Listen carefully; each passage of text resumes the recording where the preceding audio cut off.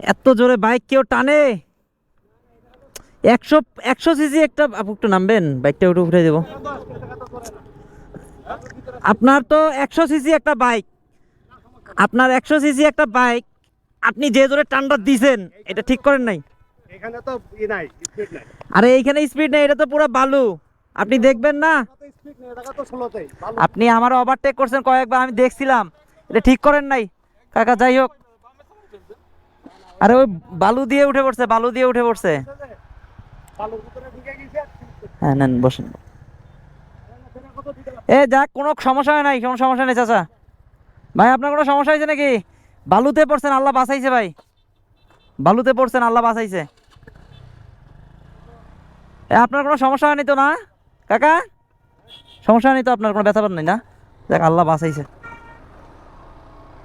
100 CC একটা bike, সে যে জোরে পাল্লা দিছে আমার সাথেই,